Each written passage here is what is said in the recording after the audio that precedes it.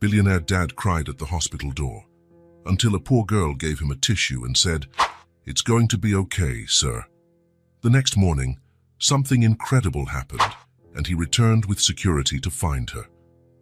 Derek Lockwood adjusted his tie for the third time that morning. His 42nd floor office offered a perfect view of Manhattan, but he no longer even looked outside. Numbers, charts, and reports consumed all his attention. "Mr. Lockwood," his assistant appeared at the door. "The meeting with the Japanese investors is confirmed for 3 o'clock. Perfect. And cancel lunch with Peterson. I need to review the contracts before the video conference with London." Derek had been living like this for 5 years. Ever since Sarah died, work became his refuge. It was easier to dive into business than to face the silence of the large, empty house. The office became his true home. He arrived at 7 in the morning and left after 10 at night. Weekends, more meetings, more projects. At home, Liam played alone in the living room. At 5 years old, he had already learned that Dad was always busy. The nanny, Mrs. Henderson, took care of everything. Baths, meals, bedtime stories. Derek only appeared to say goodnight when he got home early. Sometimes, the boy was already asleep when he returned from work. "Liam, come for lunch, dear," Mrs. Henderson called. The boy dropped his toy cars on the floor. He was quieter than usual, but the nanny didn't worry. Kids had days like that. Liam had always been a calm child, unlike other children his age. During lunch, Liam barely touched his food. He pushed his sandwich from one side of the plate to the other. "Aren't you hungry?" she asked. "My tummy hurts," Liam mumbled. Mrs.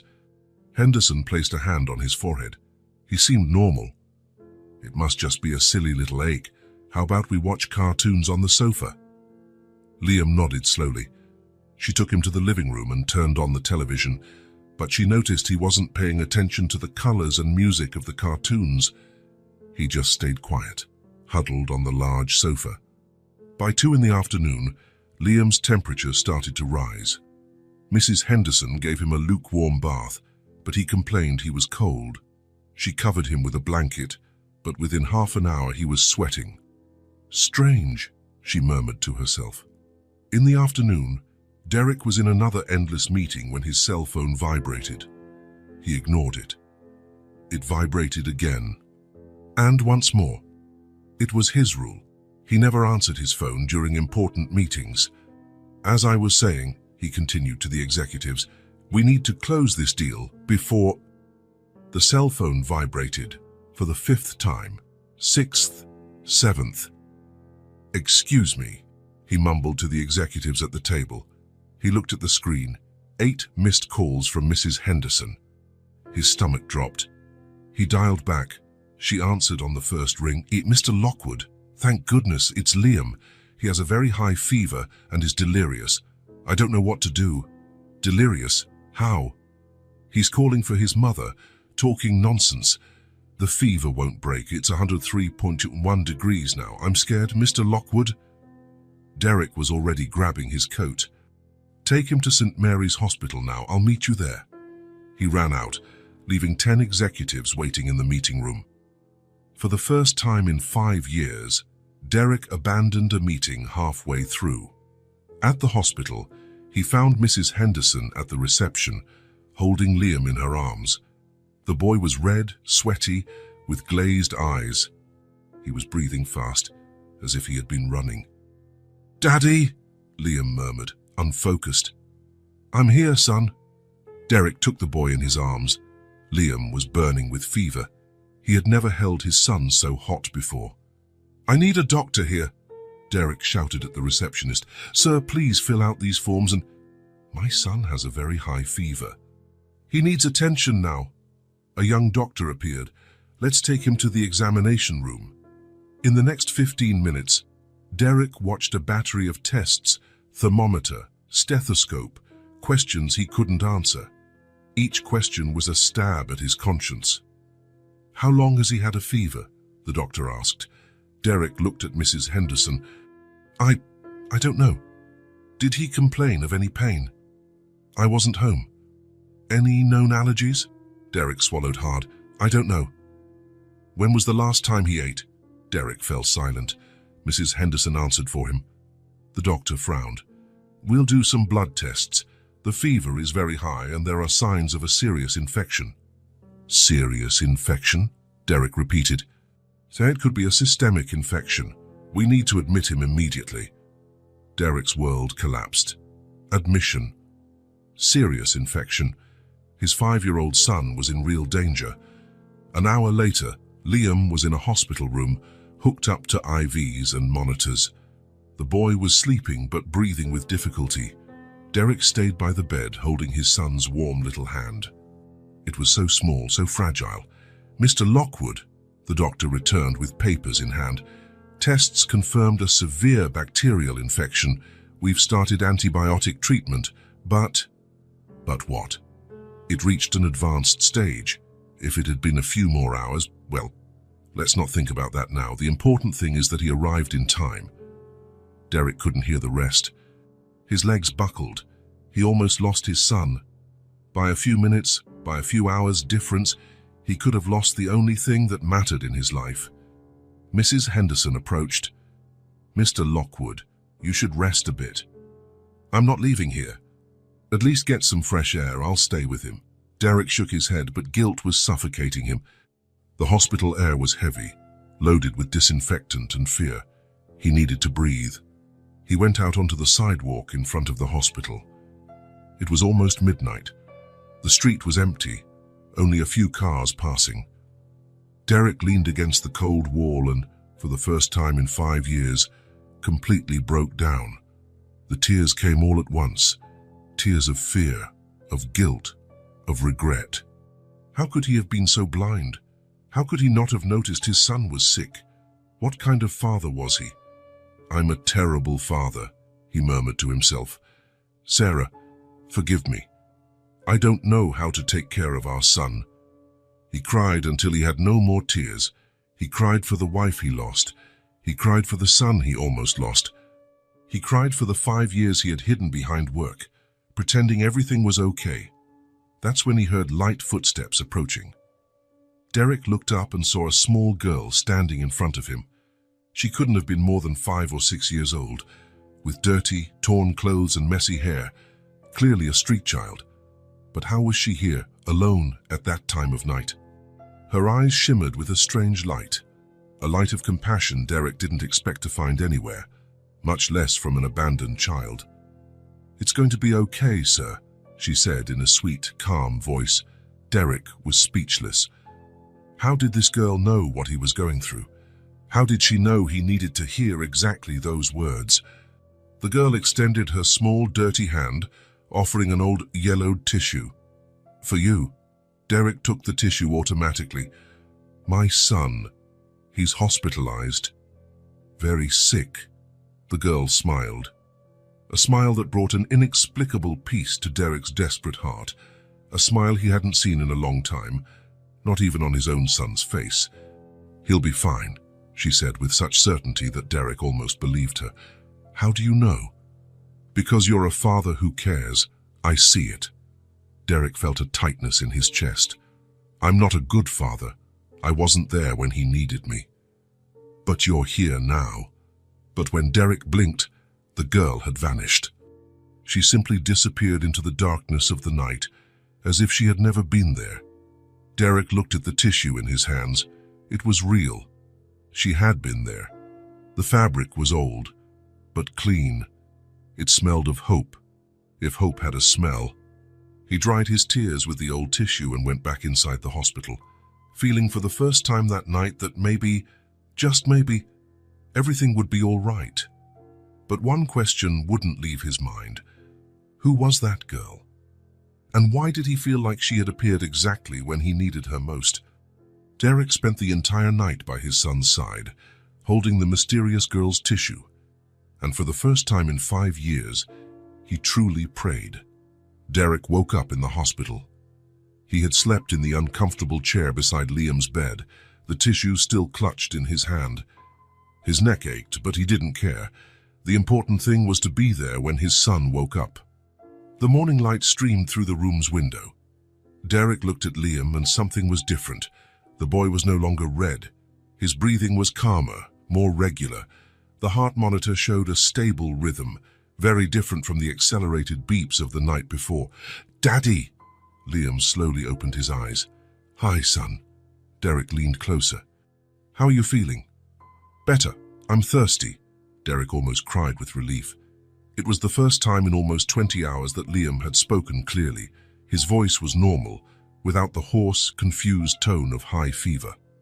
"I'll call the nurse," Derek said, pressing the call button. The nurse arrived in seconds. It was the same one who had cared for Liam overnight. "Wow, what a change," she exclaimed, checking the equipment. "His fever completely broke overnight. Look at these numbers," she pointed to the monitor. Derek didn't understand much about medicine, but he saw that everything was in green, no longer in the alarming red of the night before. "Can I have some water?" Liam asked. "Of course, dear." Slowly at first, Liam took small sips, and Derek noticed that his hands no longer trembled. The night before, the boy could barely hold a glass. 10 minutes later, Dr. Martinez entered the room with a surprised expression on his face.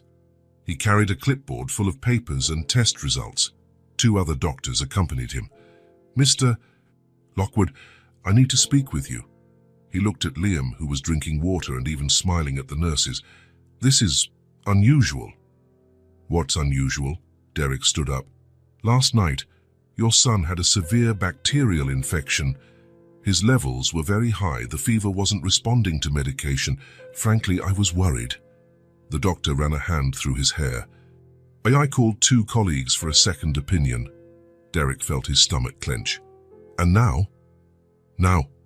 The doctor shook his head, as if he couldn't believe what he was seeing. "All the levels have normalized. The infection has practically disappeared. His blood count is perfect. In 20 years of medicine, I've rarely seen such a rapid recovery." "That's good, right?" "It's excellent. Almost miraculous." The doctor looked at the papers again. "Dr. Santos here has been working in pediatrics for 30 years. He's also impressed." Dr. Santos nodded. "Cases like this happen, but they're very rare. The child's body reacted extraordinarily to the treatment, so he can go home." Derek asked hopefully. "Well," Dr. Martinez hesitated, "we'll do a few more tests to be sure, but such a rapid recovery from a serious infection requires caution. We need to keep him under observation for another 24 hours. Derek nodded. It made sense. "Of course, Doctor. Whatever it takes. It's just a precaution," Dr. Santos added, "but from the signs, he'll be going home tomorrow." "Daddy, can I have breakfast?" Liam asked, interrupting Derek's thoughts. "Of course, son." "With pancakes," Derek laughed. It was the first time he had laughed in 2 days. "So let's see what they have here at the hospital. The kitchen can prepare something special for him," the nurse said. "After a night like that, he deserves it."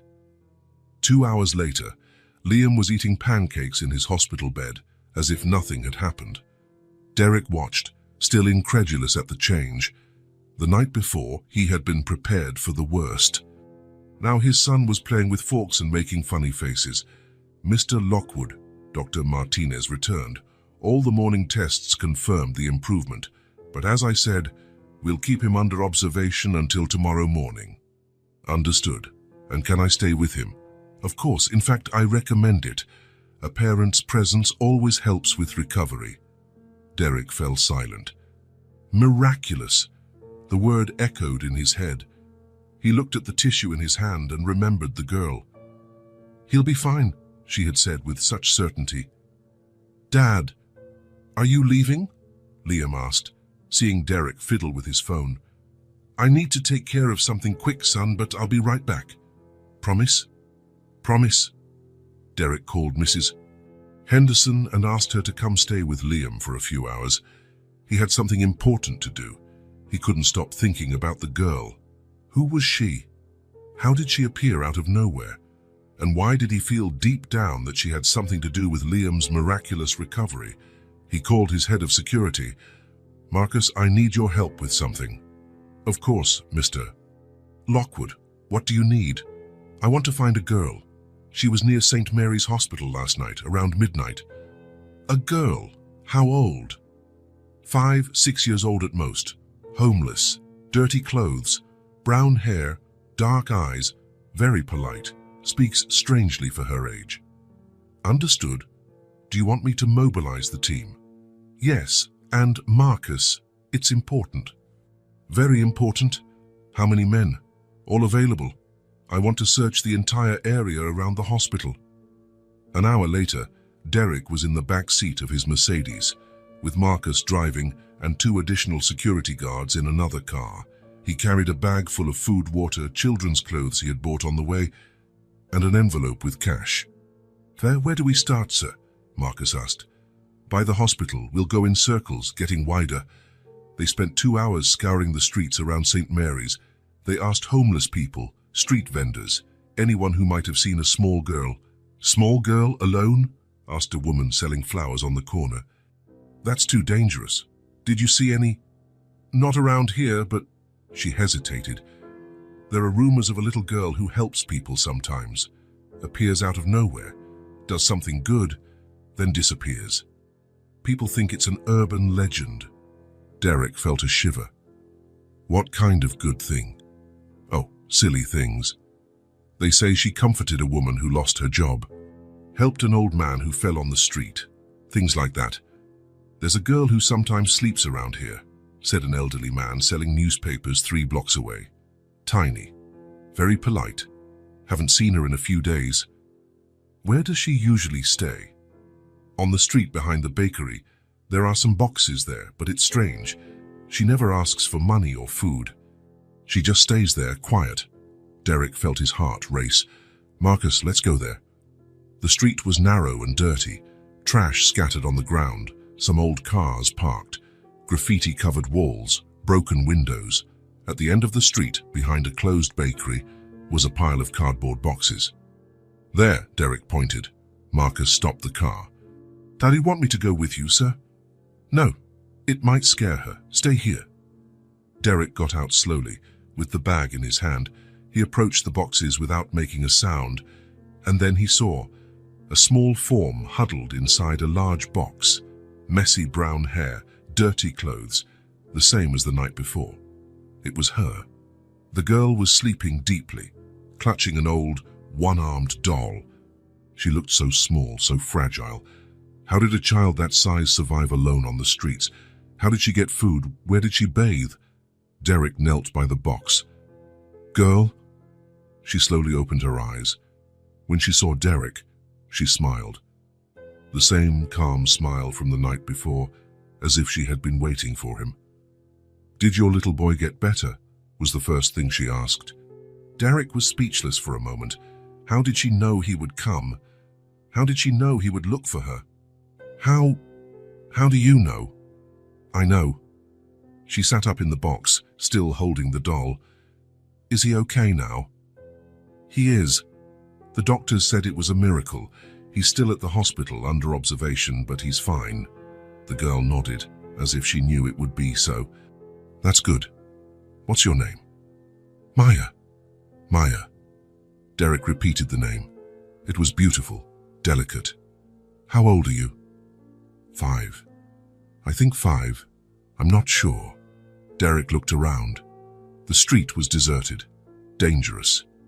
Broken glass on the ground, the smell of trash, the sound of rats scurrying. Maya, where are your parents? Her smile vanished for a moment. Mommy went to heaven. Daddy, I don't remember Daddy. Derek felt a pang in his chest. How long have you been living here? I don't know. A long time. How do you get food? People sometimes give it, and there's an aunt at a diner who gives me old bread. And when it rains, I hide under the awning. Derek imagined that small child, alone, cold and hungry. It was unacceptable.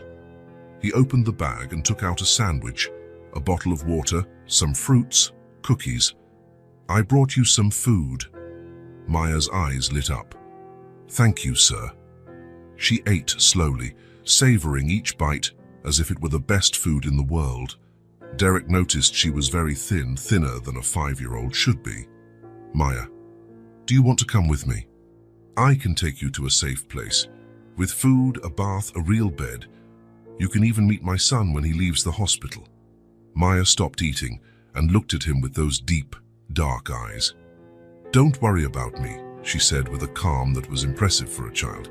"Go take care of your son, he needs it more than I do. But you need care too. You're a child. I manage just fine." Derek was frustrated. How could a 5-year-old girl be so independent, so resigned?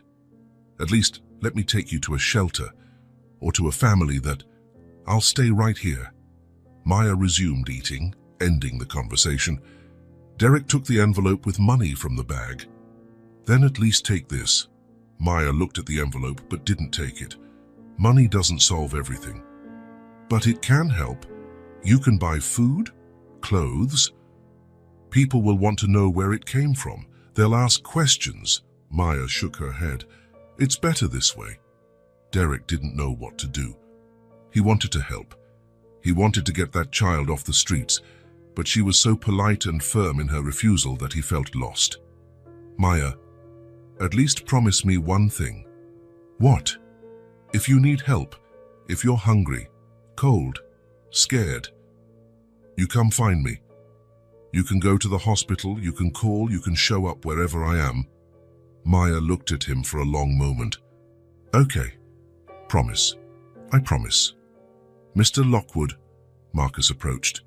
"Is everything all right?" "It is." Derek stood up, but continued looking at Maya. "Maya, if you change your mind, if you need anything, I know where to find you," she said with a small smile. Derek left all the food with her, as well as a blanket he had brought. He also left a card with his number and address. "If you need me, call, or show up at the hospital, or at my house." "Thank you." Derek returned to the car with a heavy heart. He looked out the back window and saw Maya waving at him, still sitting in the cardboard box with the doll in her lap. "Back to the hospital, sir?" Marcus asked. "Yes." "And Marcus—" "Yes, sir. I want you to put someone on that girl discreetly, just to make sure she's safe." "Of course, sir." "And if she leaves there, if she's in danger, if anyone tries to hurt her, you intervene." "Understood." "Perfectly, sir. And if she changes her mind and wants help, you let me know immediately." "Without a doubt." Derek returned to the hospital thinking about the impossible coincidence. A street girl appears out of nowhere at the exact moment he needed her most, offers comfort and a tissue, disappears into the darkness. The next morning, his son has a miraculous recovery, and when he finds her, she immediately asks about Liam as if she knew he was well. They weren't coincidences. Derek didn't believe in coincidences like that.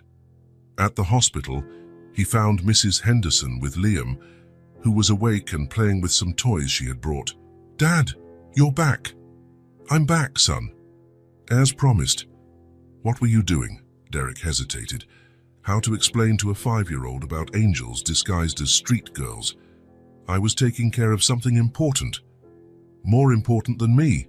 Derek felt his heart clench. "Nothing is more important than you, Liam." "Nothing. When can I go home?" "Tomorrow morning, if all goes well." "And you'll stay here with me today?" "I'll stay here with you until you go home." Liam smiled. It was a smile Derek hadn't seen in a long time, a smile of pure happiness. That afternoon, Derek cancelled all meetings. He stayed at the hospital playing with Liam, reading stories, watching cartoons on the small room television. It was strange to be so long without working, but it was also liberating. "Dad," Liam said when it was almost bedtime, "you're different."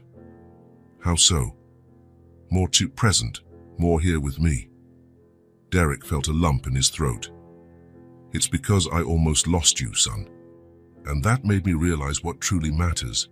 "And what matters?" "You, Liam, you are what matters most in my life." That night, Derek slept in the hospital chair again, but this time it wasn't out of despair, it was by choice. He wanted to be there when Liam woke up. He wanted to be the first face his son saw. He thought of Maya, alone in that box but with a wisdom and calm he had never seen. Who was she really? Why did she appear exactly when he needed her most? And why did he feel that their lives were connected in a way he still didn't understand? One thing he knew: Maya had saved more than Liam's life the night before. She had saved his soul too. And somehow, he was going to repay her. He was going to find a way to help that extraordinary girl, because angels exist. And sometimes they appear when we least expect it, disguised as lost children who need to be found. Derek closed his eyes, holding Maya's tissue, and for the second time in 2 days, he prayed. Not just for his son's health, which was now assured. He prayed for the safety of a small girl who had touched his life in an inexplicable way, and he prayed for wisdom to understand what to do next. The next morning, Dr. Martinez appeared in Liam's room with a wide smile on his face. "Good morning. How's our little miracle today?" Liam was sitting in bed, eating toast and watching cartoons on television. He seemed like a completely normal, healthy child, full of energy. "I'm good. Can I go home now?" "Let me take a look at you first." The doctor did a quick examination, thermometer, stethoscope, checked his reflexes. All the numbers were perfect. "Mr. Lockwood," Dr. Martinez turned to Derek. "It's official. Liam is completely recovered. You can go home." Derek felt a huge relief. Finally, 2 days in the hospital felt like an eternity. "Thank you, doctor, for everything." "It was a pleasure, and Mr. Lockwood, keep being that present father you've become in the last few days. It makes all the difference." Derek nodded. He had learned his lesson. An hour later, Derek carried Liam through the front door. Mrs. Henderson was waiting for them with tears in her eyes and a special lunch prepared. "My boy, how I missed you." "I missed you too, Mrs. Henderson."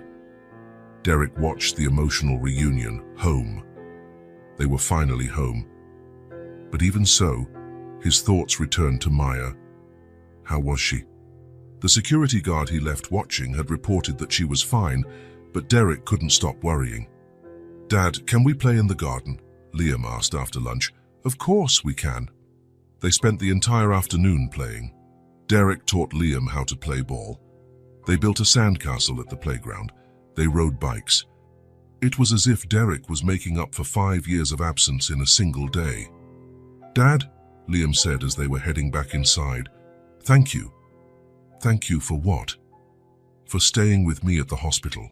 For playing with me today. For being my real dad." Derek felt his eyes well up. "I'm the one who should thank you, son. For teaching me what truly matters." That night, Derek put Liam to bed himself. He read 3 stories, sang 2 songs, and stayed there until the boy fell asleep. Then he went to his room and tried to sleep, but he couldn't. He thought of Maya, alone in that cold box. In the middle of the night, his phone rang. It was Marcus. "Mr. Lockwood?" "Sorry about the hour, but it's about the girl." Derek sat up in bed immediately. "What happened?" "She's not well, feverish, trembling. My man said she's pretty bad." Derek was already getting dressed. "I'm on my way."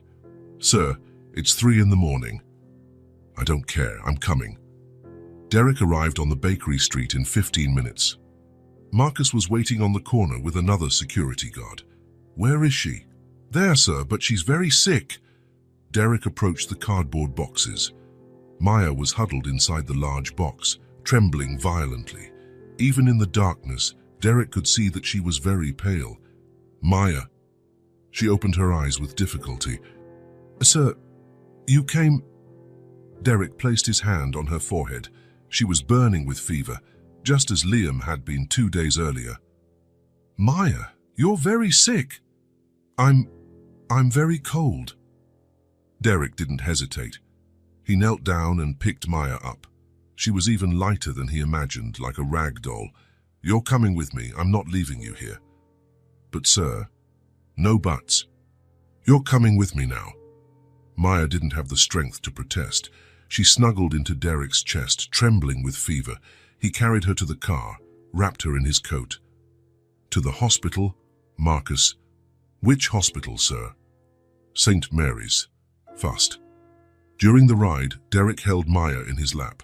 She was as hot as Liam had been. The difference was that Liam had a father, a home, immediate medical care. Maya had no one. Until now. "It's going to be okay," Derek murmured to her. "I'm here." At the hospital, Derek rushed in with Maya in his arms. "I need help. This girl has a very high fever." A nurse came running. It was the same one who had cared for Liam. "Mr. Lockwood." "Who is this girl?" A family friend. She's very sick." Quickly, Maya was taken to a room. Derek filled out papers, invented information he didn't have, said he was temporarily responsible for her. Dr. Martinez appeared half an hour later, surprised to see Derek again. "Mr. Lockwood, what are you doing here? Is Liam all right?" "Liam's great. It's this girl, Maya. She has a high fever, just like Liam did." The doctor examined Maya quickly. She was semi-conscious, mumbling nonsense. "We'll do some tests, but it seems to be a bad flu. Quite different from the infection your son had." "But she'll be okay?" "I think so. We'll medicate her and observe. She's malnourished, which doesn't help, but it doesn't seem serious." Derek sighed in relief. "Thank you, doctor." "Mr. Lockwood, this girl, does she have family?" Derek hesitated. "No, she's under my temporary guardianship." The doctor nodded, asking no further questions. In the next few hours, Derek stayed by Maya's bed. He watched the medication take effect, the fever gradually drop. She slept deeply, finally at peace. In the morning, Maya slowly woke up. She looked around, confused. Where am I?" "At the hospital. You were very sick." Maya tried to sit up. "I need to go." "Calm down. You're still weak." A nurse brought her breakfast. Maya looked at the food as if it were treasure. Can I eat?" "Of course you can. Eat slowly." Derek watched Maya eat. She savored each bite, each sip of juice. She ate slowly, like someone who wasn't sure when her next meal would be. "How are you feeling?" Derek asked. "Better. Thank you for bringing me here." "You don't need to thank me." Maya ate in silence. She spoke little, only what was necessary. Derek noticed that she was used to not drawing attention, to occupying the smallest possible space. "Maya, do you remember what happened last night?" She shook her head. "I just remember being very cold." "And that you appeared. You had a high fever, just like my son did a few days ago." Maya nodded. "Is he okay now?" "He is. Great. Thanks to you." "I didn't do anything." Derek observed her. Even sick, even fragile, Maya had a dignity, a calm he had never seen in a child. It was as if she were old inside, too wise for her age. Dr. Martinez returned at lunchtime. "How's our patient doing?" "Better," Derek replied. "Great. The tests confirmed it. It's just a flu. With a few days of rest and proper nutrition, she'll be fine." "A few days? 2, 3 days at most." "But Mr. Lockwood," the doctor lowered his voice, "this girl is severely malnourished. It's not just the flu, she needs regular care." Derek nodded. He had already thought of that. After the doctor left, Derek pulled a chair close to Maya's bed. "Maya, I need to ask you something." "What?" "Do you want to stay with me?" "At my house, with my son and me." Maya stopped eating. "Why?" Because I think we met for a reason. You helped my son when I needed it most. Now it's my turn to help you." "I don't need... Everyone needs someone. Maya, even you." Maya was silent for a long time. Derek saw that she was thinking, weighing her options. "What if I don't work out? What if I'm a problem?" "You won't be a problem. You'll be family." "Family? Family?" Maya looked at her own hands. "I don't remember having a family." "Then it's time to have a new one." That afternoon, Derek called home. "Mrs. Henderson, I need to tell you something. I'm bringing a girl home. Maya, She's going to stay with us for a while. A girl, sir? It's complicated to explain, but she's special, very special. I understand, sir. I'll prepare the guest room. Thank you, Mrs. Henderson. Derek spent the day at the hospital with Maya. They talked little. She was still very reserved, but he felt that something was changing. Maya was starting to trust him. At night, when Maya was sleeping, Derek reflected on everything that had happened in the last few days.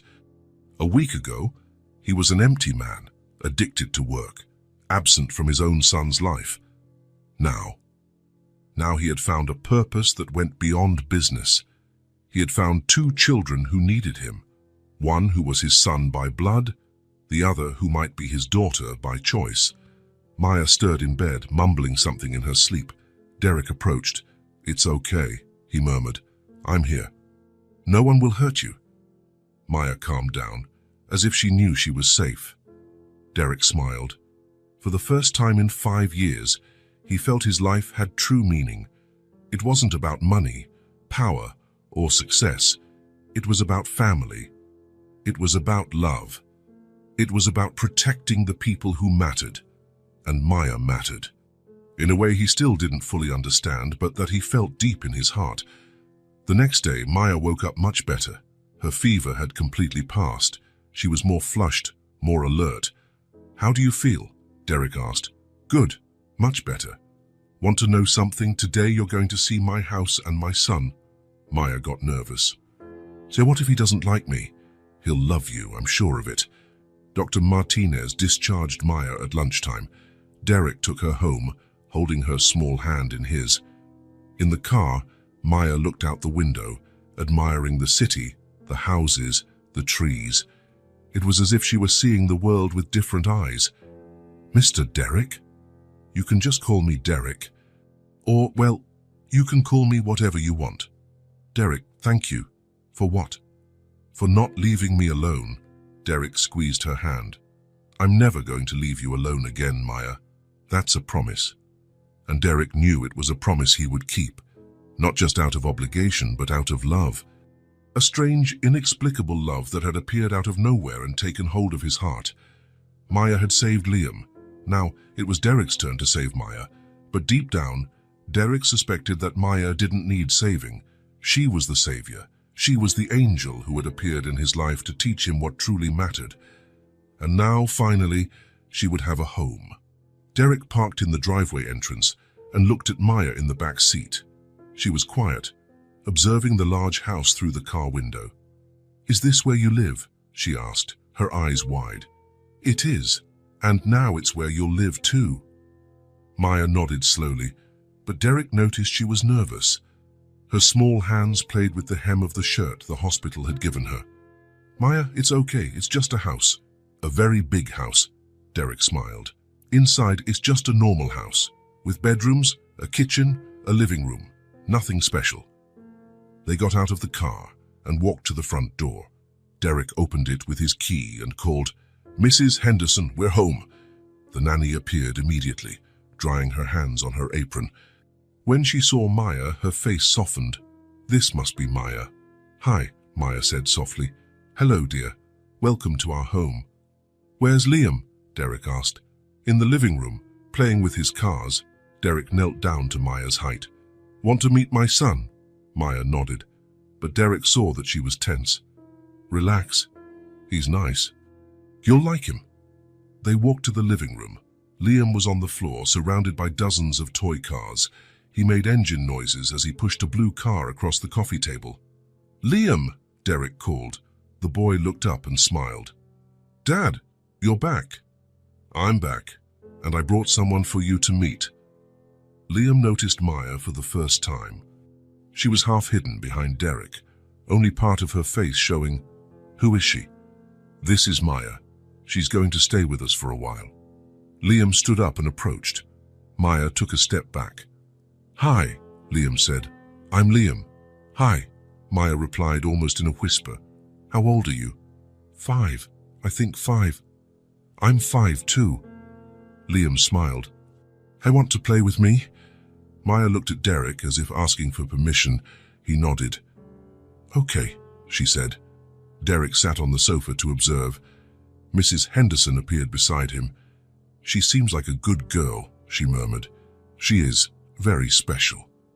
Liam went back to his cars and picked up a red one. "This one's my favorite. It's a Ferrari." "Do you like cars?" Maya slowly approached.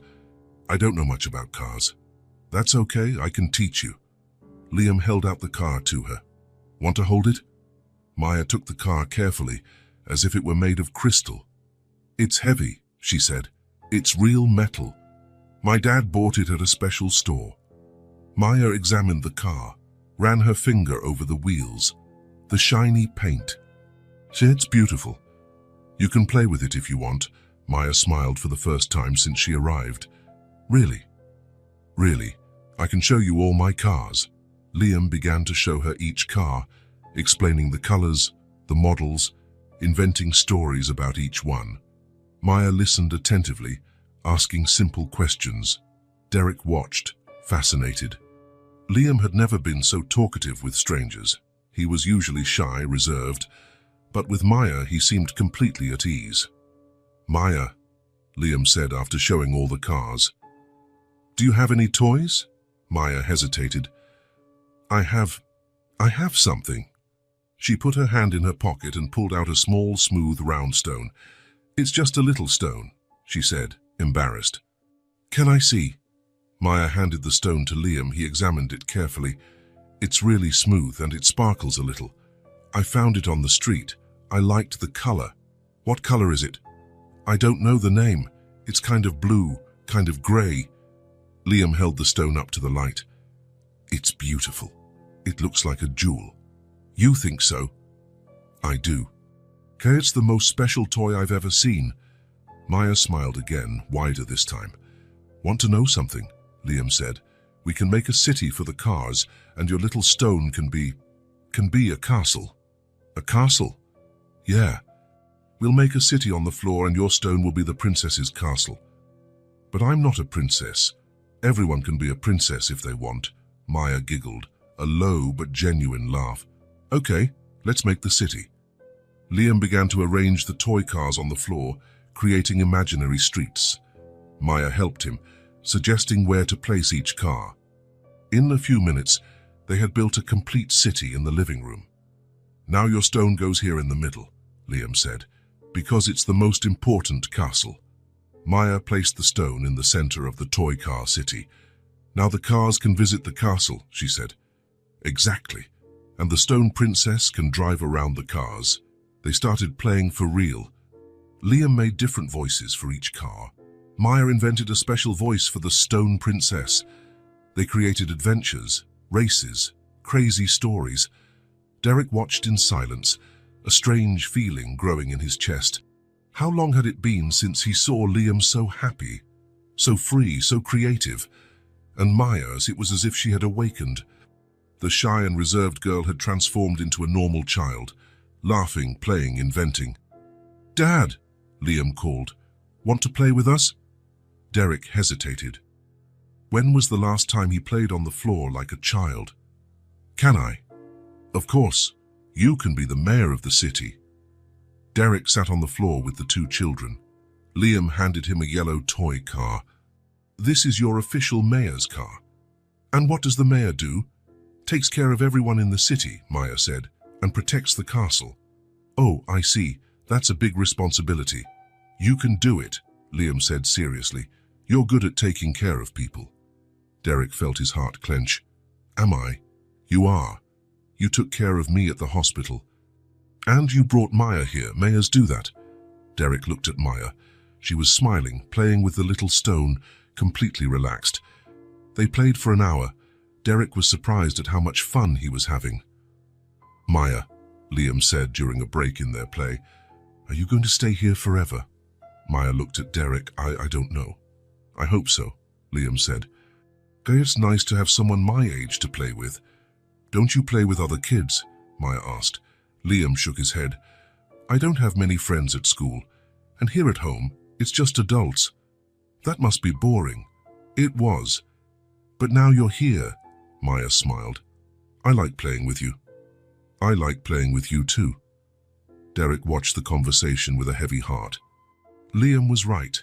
He was lonely. Even with all the wealth, all the toys, the boy was lonely. Maya had changed that in an hour. "Everyone," Mrs. Henderson appeared at the door. "Lunch is ready." "Already," Liam complained, "but we were playing." "You can continue after lunch," Derek said. "Promise?" Maya asked. "Promise." During lunch, Liam didn't stop talking. He told Maya about school, about his favorite cartoons, about the books he liked.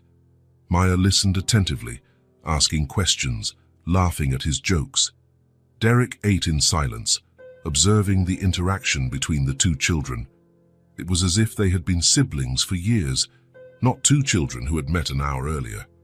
"Maya," Liam said in the middle of lunch, "do you want to see my room? Can I?" "Of course, I have a collection of rocks I found in the garden. You might like them." "You collect rocks?" "A little, but yours are much better than mine." After lunch, the children went upstairs to see Liam's room. Derek stayed in the kitchen with Mrs. Henderson. "How are you feeling, Mr. Lockwood?" she asked. "Strange." "Good, but strange." "Why?" "I don't know if I'm doing the right thing. Bringing Maya here, offering a life she never had. What if it doesn't work out? What if it does?" Derek looked up at the ceiling, where he could hear the children's laughter. Liam has never laughed as much as he has today. And Miss Maya seems to be flourishing. "She's special, Mrs. Henderson, in a way I can't explain. Special children come into our lives for a reason." "What reason?" "To teach us things we didn't know we needed to learn." Derek nodded. Mrs. Henderson was right. Upstairs, the laughter continued. Derek slowly went up and found the two children on the floor of Liam's room, surrounded by rocks of all shapes and sizes. "Dad!" "Look," Liam exclaimed, "Maya knows a lot about rocks." "She does. This one," Maya held up a brown stone, "is good for making fire, and this one," she picked up a white stone, "gets really smooth if you rub it on the wall." "How do you know that?" Derek asked. Maya shrugged. "I learned on the streets." Derek felt a pang of sadness. A 5-year-old shouldn't know these things. "But now," Liam said cheerfully, "you don't need to know about making fire or rubbing stones anymore. Now you can just play with them." Maya smiled. "Yeah, now I can just play." Derek sat on Liam's bed, watching the two children. A new feeling was growing inside him. It wasn't just the desire to protect Maya or the happiness of seeing Liam so content. It was something bigger, something he hadn't felt in a long time. It was the feeling of family, of completeness. As if a piece he didn't even know was missing had finally fallen into place. Maya and Liam continued playing until late afternoon. When it was time for dinner, they came downstairs together, holding hands as if they were real siblings. And maybe, Derek thought, they really were. Not by blood, but by choice, by love, by destiny. Maya had entered their lives like an angel in disguise, and now she was becoming family. Maya had been living in the house for a week now. With each passing day, she became more comfortable, more relaxed. She played with Liam in the morning, helped Mrs. Henderson in the kitchen in the afternoon, and always had dinner with Derek and Liam in the evening. But Derek noticed that Maya still held secrets. Sometimes, she would grow quiet, staring into space as if remembering something distant. When he asked if she was okay, she always smiled and said yes. That night, after dinner, Derek was reading a story to the two children in Liam's room. It was a book about a rabbit who had lost his family and found a new home. And the little rabbit lived happily ever after with his new family. Derek finished the story. "Didn't the little rabbit miss his old family?" Maya asked softly. Derek looked at her. It was the first time Maya had asked such a question. "I think he did. But he learned that he can love his new family without forgetting the old one." Maya nodded slowly. Liam was already almost asleep, clutching his red toy car. "Liam," Derek whispered. "Time for bed." He tucked the boy into bed, gave him a good-night kiss, and turned off the light. Maya, Shall we go to your room? Can I stay a little longer here with you?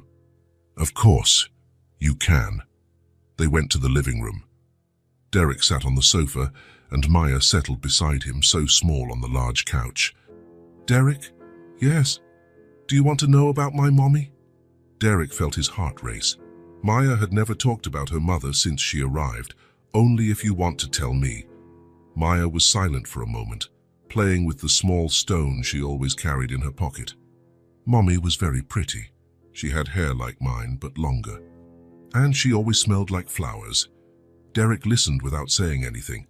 She sang to me every night, songs she made up. They were never the same. That must have been nice. It was. We lived in a tiny apartment. Only one bedroom, a small kitchen, but it was cozy. Maya stopped talking. Derek waited. One day, Mommy started coughing a lot. At night, during the day, a cough that wouldn't stop. Derek felt a pang in his chest. She got very weak, couldn't work anymore. We didn't have money for food anymore. What did you do? Mommy said we would be fine, that she just needed to rest a little. Maya sighed, but she got worse and worse. And then, one day she fainted. I tried to wake her up, but I couldn't. A neighbor saw and called an ambulance. Derek closed his eyes. He imagined an even smaller Maya, trying to wake up her unconscious mother. Mommy got sick.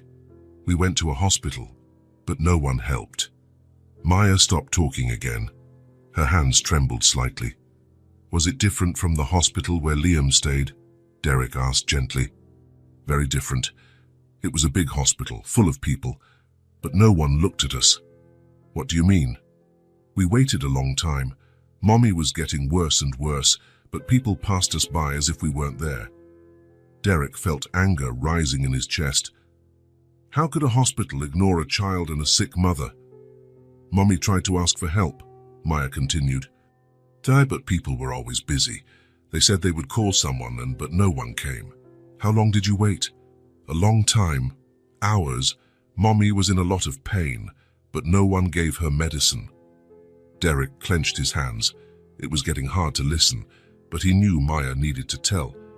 Then Mommy sat in a chair in the hallway. She said she would just rest for a bit. Maya stopped talking completely. Derek saw tears in her eyes. What happened, Maya? She fell asleep sitting up, and she never woke up again.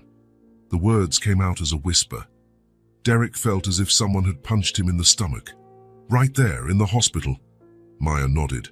I kept shaking her, trying to wake her up.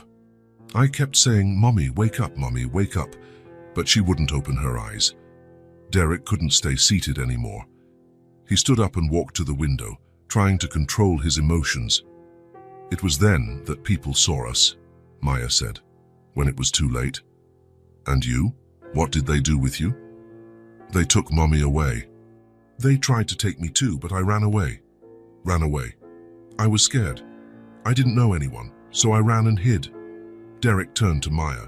She was huddled on the sofa, looking even smaller than she already was. How old were you? 3. I think 3. 3 years old. Maya had been alone on the street since she was 3 years old. Maya, Derek sat down beside her again.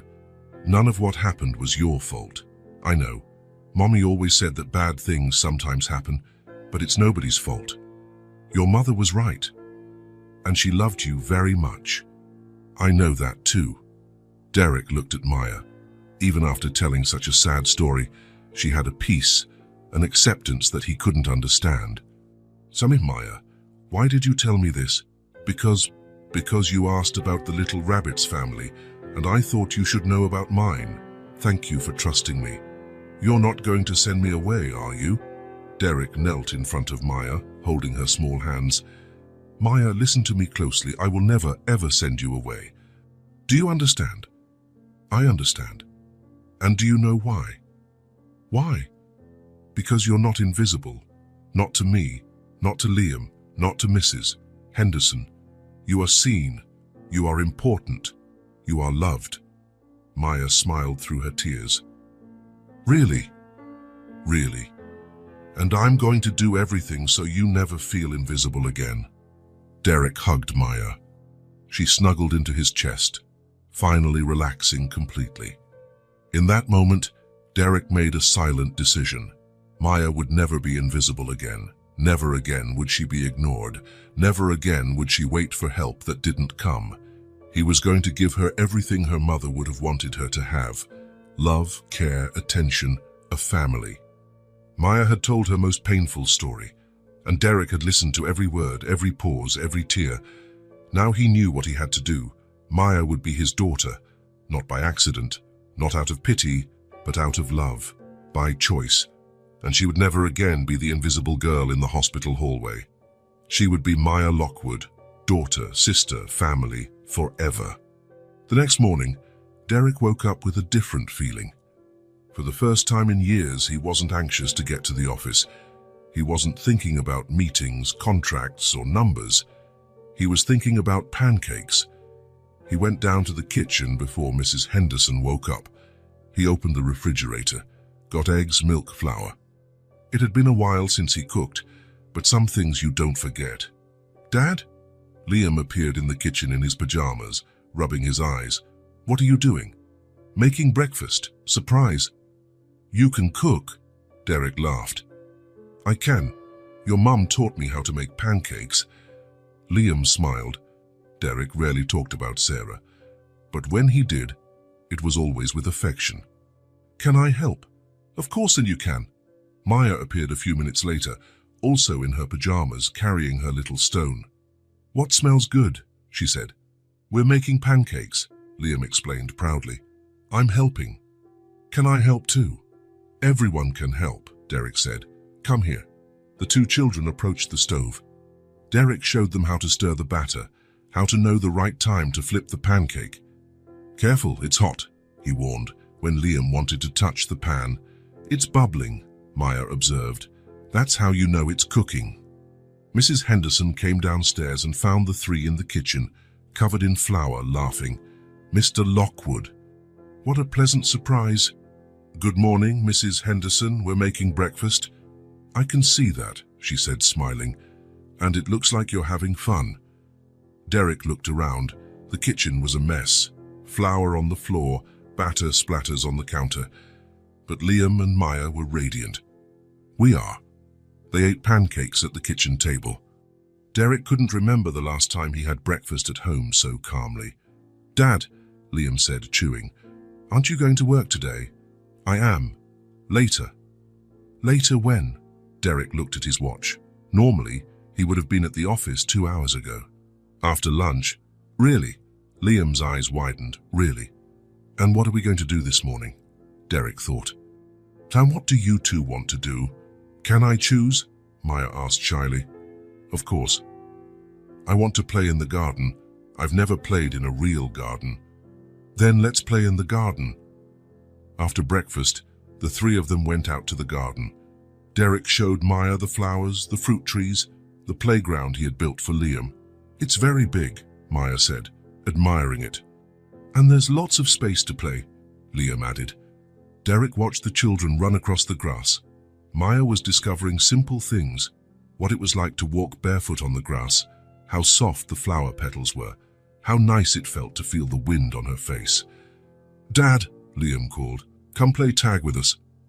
"Tag?" "Yeah, haven't you ever played?" Derek laughed.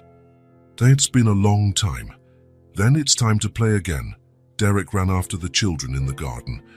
How long had it been since he ran like this, without hurry, without destination, just for fun? "Got you," he said, reaching Maya. She shrieked with delight. "Now I'm it." They played for an hour. Derek felt like a child again.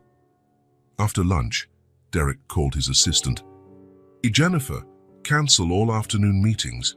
"All of them, sir. But you have the investor meeting at 3. Cancel it. Reschedule for tomorrow. And the video conference with London. Tomorrow as well. Mr. Lockwood, may I ask if everything is all right?" Derek looked out the window. Maya and Liam were building something with dry branches. "Everything is great, Jennifer. Better than it has been in years." He hung up and went back to the garden. What are you two making? Building a house, Liam explained. A house? For the birds, Maya said. But it's not turning out very good. Derek examined the construction. It was basically a pile of stacked branches. How about we build a house for you two? For us? A fort. Here in the garden. A real fort? Liam asked excitedly. A real one. Derek went to get sheets, ropes, clothespins. He had never built a fort, but how hard could it be? Very hard, he discovered. The first attempt collapsed. The second one too. On the third, Maya had an idea. So I asked, what if we use the garden chairs to hold it up? Derek looked at her, impressed. Maya, you're a genius. With the chairs as support, they managed to build a decent fort. Inside, they put cushions and more sheets. It's perfect, Liam said, admiring it. Can I go inside? Maya asked. It's yours too, Derek said. The children went inside the fort. Derek heard whispers, muffled giggles, quiet conversations. Dad, Liam called, can you fit in here? Derek tried to get into the fort. It was tight, but he managed to squeeze inside with the two children. It's a bit cramped, he said. But it's cozy, Maya said. They stayed inside, telling stories, making plans for other games. Derek, Maya said suddenly. Yes, you're funny, you know. Derek was surprised. Funny how? Funny in a good way. Fun. You play with us for real. Yeah, Liam agreed. You never played before. And now you do. Derek felt something strange in his chest, a feeling he hadn't had in a long time. Do you like it when I play with you? Very much, Maya said. It's the best part of the day, Liam added. Derek hugged the two children at the same time, there inside the cramped fort. I like it too, very much. Liam snuggled into Derek's arm. Dad? Yes. Thank you for being here. Thank you for what? For being present, truly present. Derek felt his eyes well up. When did his 5-year-old son learn the difference between being physically present and truly present? Probably when Derek spent years just being physically present. I'm the one who should thank you both, he said, for teaching me how fun it is to play. They spent the entire afternoon in the garden. They had a water balloon fight, a treasure hunt, a jumping contest to see who could go furthest. Derek felt alive, truly alive, for the first time in years. He wasn't worried about emails, calls, meetings. He was completely focused on that moment, on those two children, on that new feeling of family. At night, after dinner, the children asked to sleep in the fort. Sayanai? Liam asked. If it's not too cold. It's not, Maya said, and if it is, we'll keep each other warm. Derek arranged blankets and pillows in the fort. He read them a story by flashlight. Dad, Liam whispered when Derek was leaving. Today was the best day of my life. Mine too, Maya added. Derek smiled. Mine too. He went back into the house and sat on the porch, looking at the lit-up fort in the garden. He heard the children's low voices, muffled giggles. For the first time in 5 years, Derek felt complete, not because he had money, success, or power, but because he had love, he had family, he had purpose. Maya and Liam had transformed him from an empty man into a real father, and he would never be the same again. After a week of sleeping in the fort, the children finally returned to their rooms. Derek was putting Liam to bed when he noticed the boy was quieter than usual. Liam, is everything okay? It is, Dad. But Derek knew his son. Liam always got quiet when something worried him. Are you sure? You seem thoughtful. Liam played with the edge of his blanket. Dad, can I ask you something? Of course, you can. Anything. Liam took a deep breath, as if gathering courage. Why isn't Maya going to school? Derek paused. It was a question he had been asking himself. Maya had been with them for 2 weeks, but they hadn't discussed school yet. Well, she's still settling in. She just arrived. But she'll have to go, right? She will. Why are you asking? Liam was silent for a moment, fiddling with his fingers. Liam, what is it? You can tell me. It's just that... Liam lowered his eyes. Dad, as I don't like school. Derek was surprised. Liam had never complained about school before. What do you mean you don't like it? Did something happen? Nothing specific happened. It's just that... Liam hesitated. No one wants to play with me. Derek felt as if he had been punched. What do you mean no one wants to play with you? The kids at school, they already have their groups, their friends. And I... Liam shrugged. I'm alone at recess. Liam, why didn't you ever tell me this before? Because you were always busy. And I thought it was normal. Derek felt a pang of guilt. How had he not noticed his son was suffering at school? Son, I'm sorry. I should have paid more attention. It's not your fault, Dad. It's hard to make friends when you're different. Different how? I don't know. The other kids, they talk about things I don't know. Places they've been, things they did with their parents. And Liam paused. I never had much to tell. Derek felt his heart clench. How many adventures, how many special moments had Liam missed because he was always working? And now you have things to tell. Liam smiled a little. Yeah, now I do. The pancakes, the fort, playing in the garden. And what else? Maya.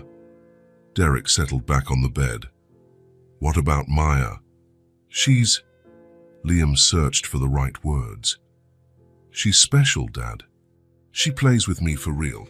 Not because she has to, but because she wants to. And that's different. Very... At school, when someone plays with me, it's because the teacher told them to. Like, let's include Liam. But with Maya...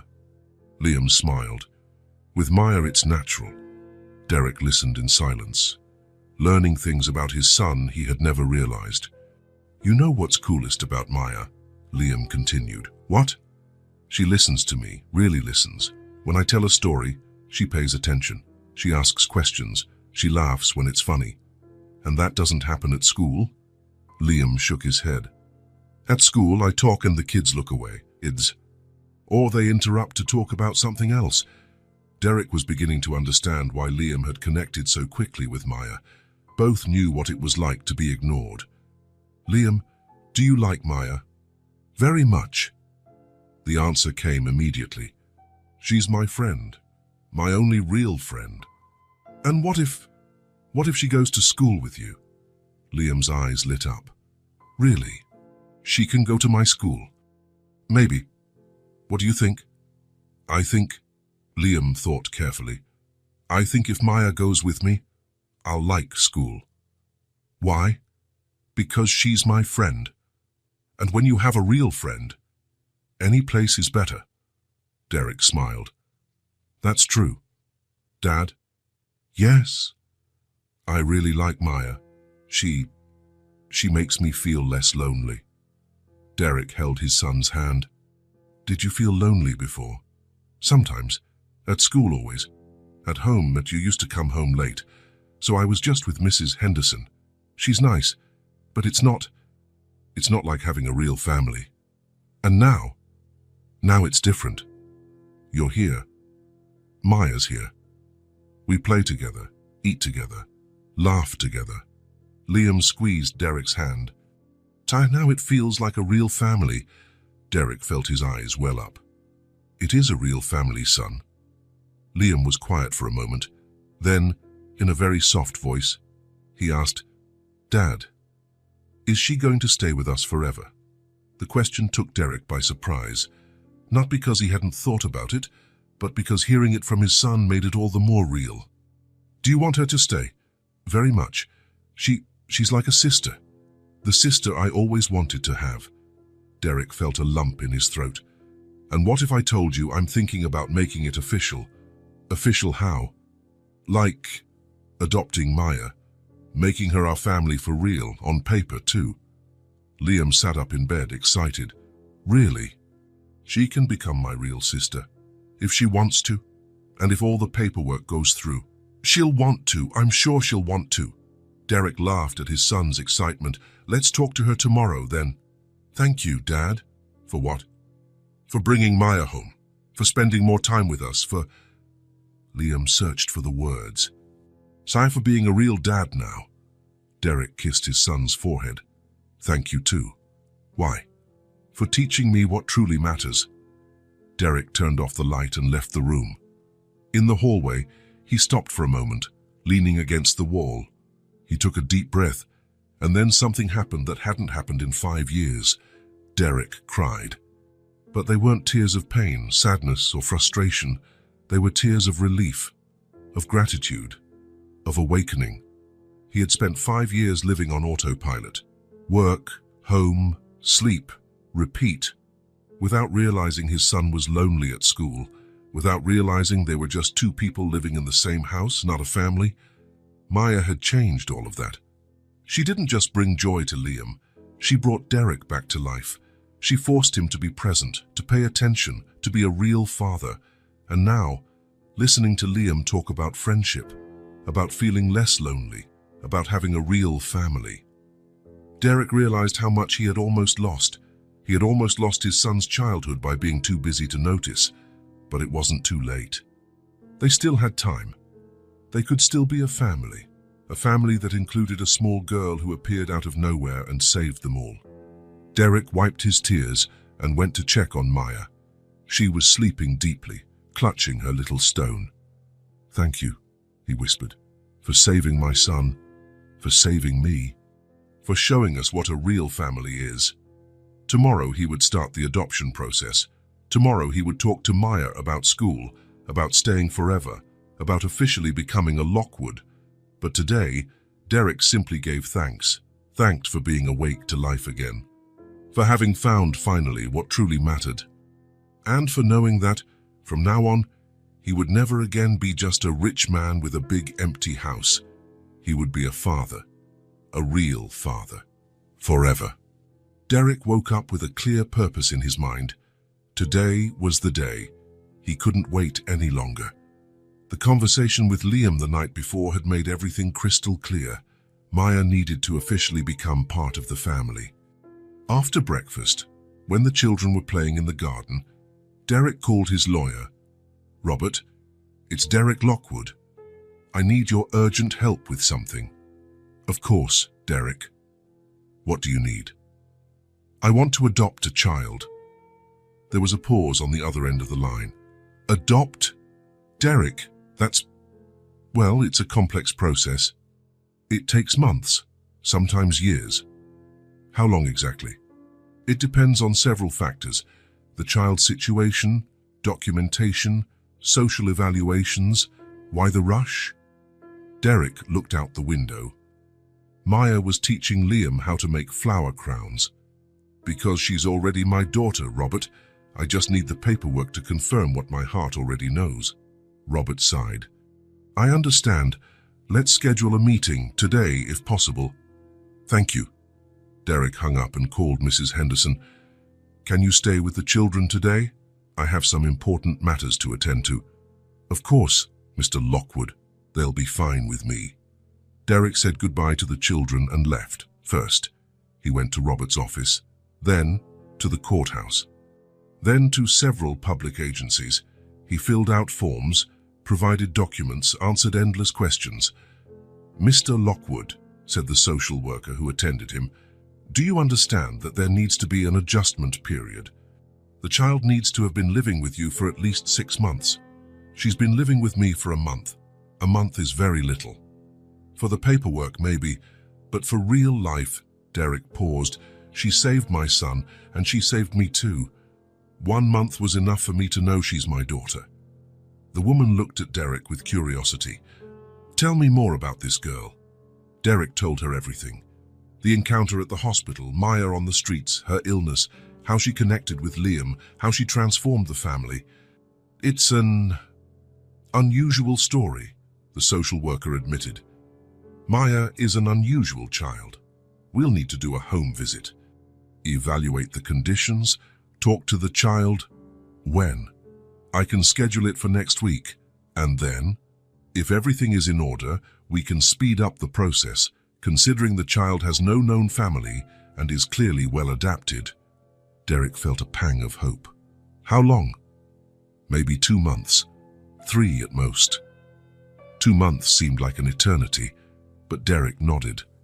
It was better than years. There's one more thing, Derek said. I want to enroll Maya in school. In my son's school. That might be complicated without the official documentation. I'll make it work. Derek spent the rest of the morning arranging the school matter. He used contacts, made calls, pulled favors.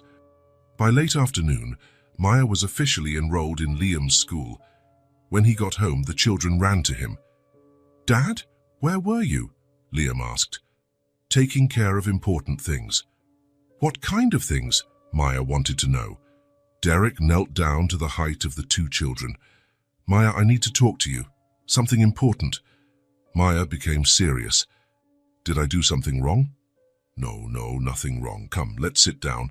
They sat on the living room sofa. Liam sat on one side of Derek, Maya on the other. "Maya," Derek began, "are you happy here?" "Very happy." "Do you want to continue living here?" "I do. Forever." Maya nodded vigorously. "Forever." Derek took a deep breath. So, if you want to, I can be your dad." Maya blinked several times, as if she hadn't understood. "Dad, how?" "A real dad. Official. On paper. Legally. In everything."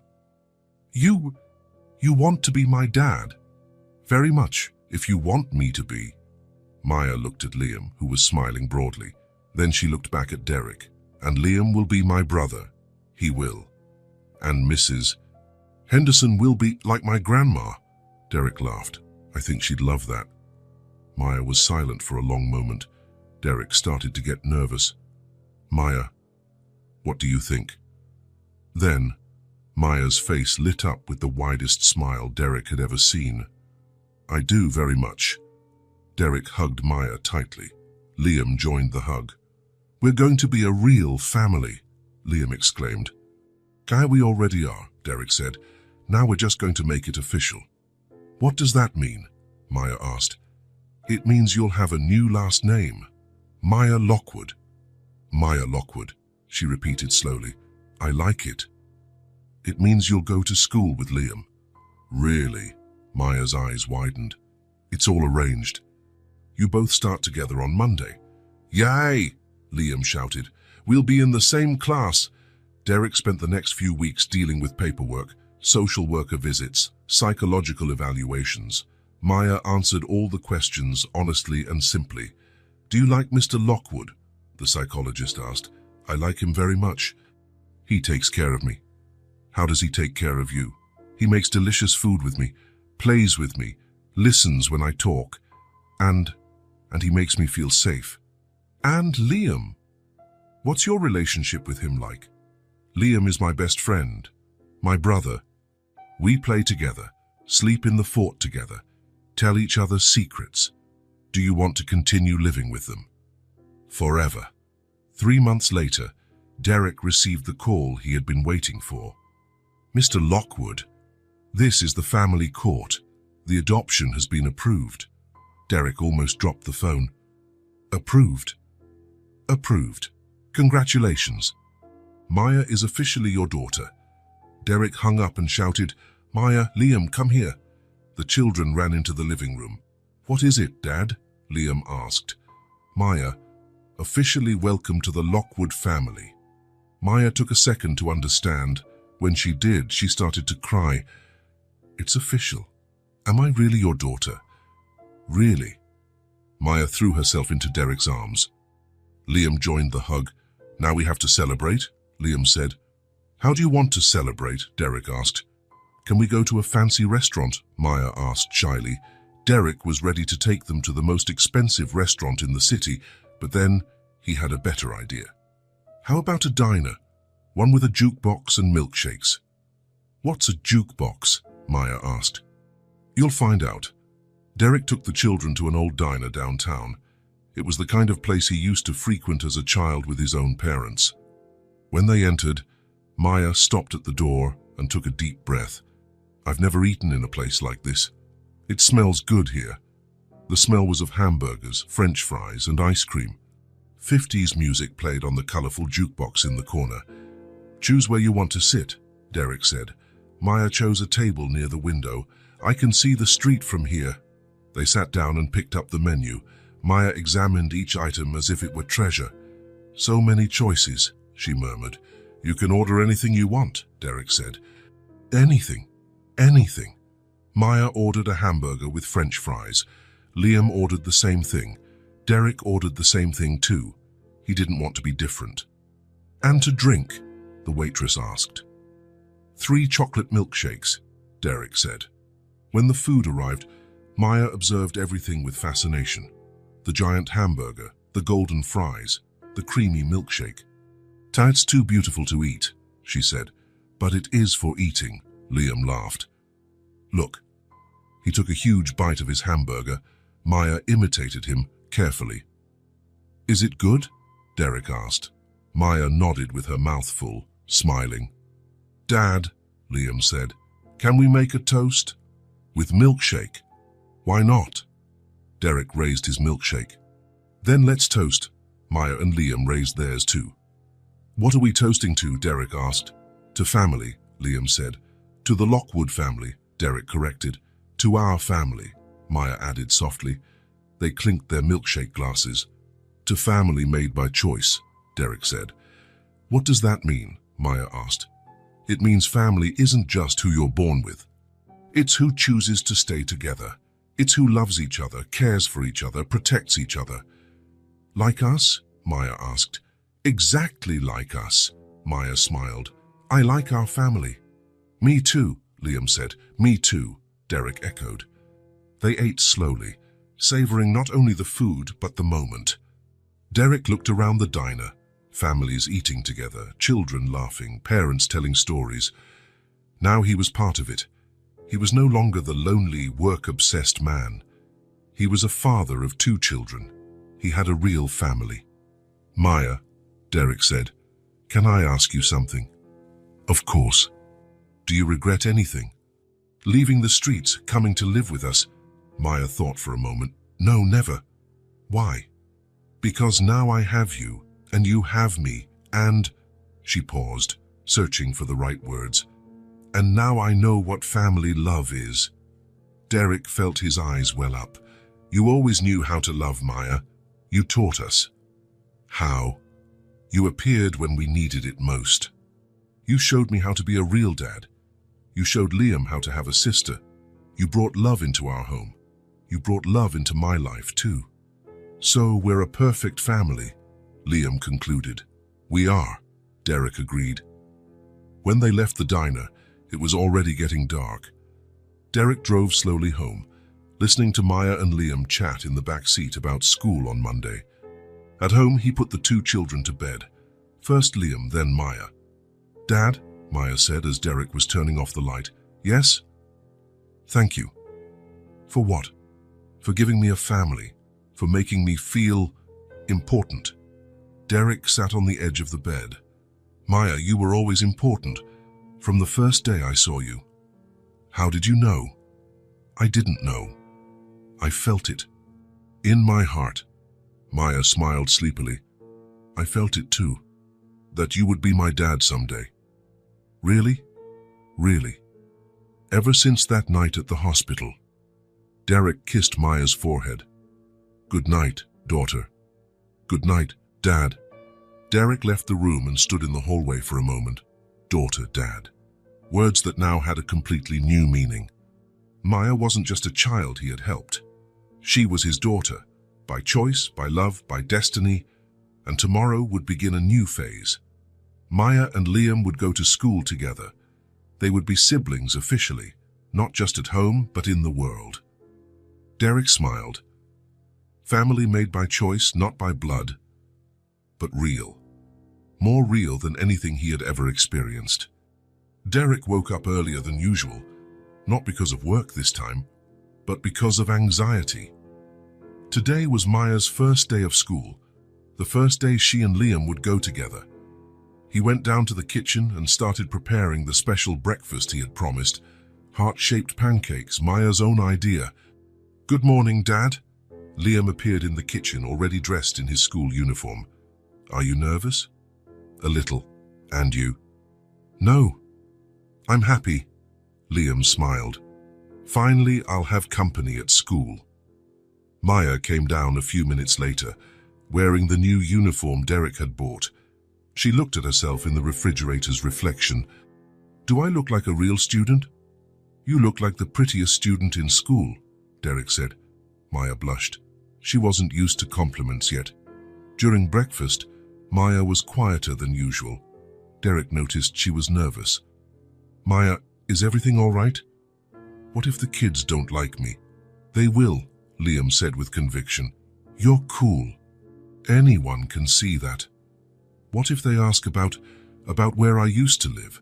Derek knelt beside Maya's chair. "You don't have to tell anything you don't want to. Your story is yours. You decide what to share." "What if I say I'm adopted?" "There's nothing wrong with that. Family is family, no matter how it started." Liam extended his hand to Maya. "And remember, you won't be alone. I'll be there." Maya squeezed his hand. "Thank you." After breakfast, Derek helped the children pack their backpacks. Maya had insisted on carrying her special stone in her pocket. "For good luck," she explained. "Good idea," Derek said. In the car on the way to school, Maya watched out the window. Derek saw in the rearview mirror that she was taking deep breaths, calming down. "Maya," he said, "do you remember what we talked about yesterday? That I'm smart, special, and any school would be lucky to have me." "Exactly. And if you need anything, talk to the teacher or Liam." When they arrived at school, Derek stopped at the door. Several other families were arriving too. Children running, parents talking, the typical buzz of the start of classes. "Ready?" Derek asked. "Ready," Liam answered for both of them. They got out of the car. Derek held Maya's hand on one side, Liam's on the other. They walked together to the school entrance. "Mr. Lockwood," the principal came to greet them. "And this must be Maya. Welcome." "Thank you," Maya said softly. "Liam told me a lot about you. Said you two are inseparable." Maya looked at Liam, who smiled at her. "She's my sister," Liam said proudly. The word sister still made Derek's heart race. Sister, family, words that now had a completely new meaning. They walked through the school hallways. Maya observed everything with curiosity. The colorful walls, the children's drawings, the classrooms full of small desks. "It's different from what I imagined," she murmured. "Different how?" Derek asked. "More cheerful, more colorful." In the classroom, the teacher welcomed Maya with a warm smile. "Maya, so good to meet you. I'm Mrs. Martinez. I've prepared a special place for you." The desk was next to Liam's. Maya smiled for the first time since they arrived. "Can I sit next to Liam?" "Of course. You two will make a great pair." Derek said goodbye to the children at the classroom door. He kissed each of their foreheads. "Have fun, we'll see you at pickup." "Dad," Maya called before he left. "Yes? Thank you for everything." Derek smiled. "Thank you too." He left the school and went to his car, but he couldn't leave immediately. He stayed there, watching through the classroom window. He saw Maya being introduced to the other children. He saw Liam always by her side, helping, supporting. He saw Maya's smile grow as the children welcomed her. Derek thought about everything that had happened in the last few months, how his life had completely changed since that night at the hospital. He thought he was saving Maya, taking a child off the streets, giving her a better chance at life. But the truth was the opposite. Maya had saved him.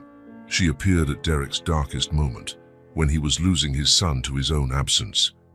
When he was living an empty life, without real purpose, Maya taught him to be a real father, to be present, to value simple moments like making pancakes or building a fort in the garden. She saved Liam too.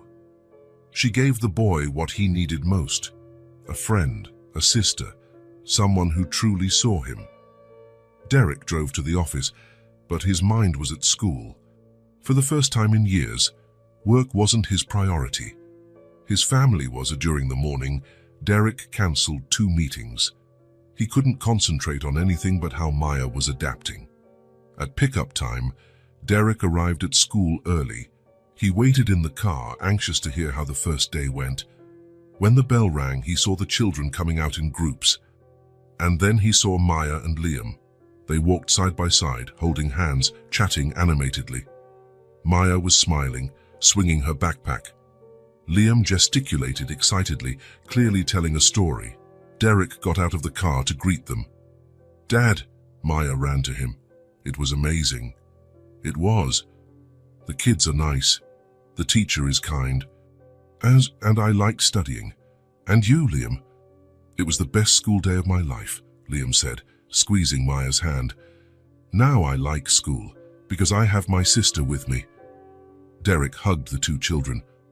There, at the school gate, with other families around, he felt complete. "Dad," Maya said, "can I tell you something?" "Of course." "Today, when the kids asked about my family, I told them I had the best dad and the best brother in the world." Derek felt his eyes well up. "And what did they say?" "That I'm lucky." "No, Maya, I'm the lucky one. We're all lucky." "And guess what else?" Liam added. Maya helped a girl who was crying at recess. Everyone was impressed. "Is that true?" Derek asked. Maya shrugged. "She forgot her lunch. I shared mine." Derek smiled. That was Maya being Maya, always taking care of others. "And Maya made 3 friends," Liam continued excitedly. 3? Derek was surprised. "Yeah. They even invited me to play with them," Maya said shyly. "That's never happened before." "Of course it has. You're special, Maya." On the way home, Derek looked in the rearview mirror. Maya and Liam were talking about homework, about their new friends, about plans for recess the next day. "Dad," Liam said suddenly. "Thank you." "For what?" "For bringing Maya into our family. She made everything better." "It's true," Maya agreed. "You made everything better for me, too." Derek smiled. That was it. That was family. Not the perfect family from TV commercials, but a real family, made of choice, of love, of simple moments that became extraordinary. Maya had come into their lives like an angel in disguise, a small, lost girl who, in truth, knew exactly the way back home.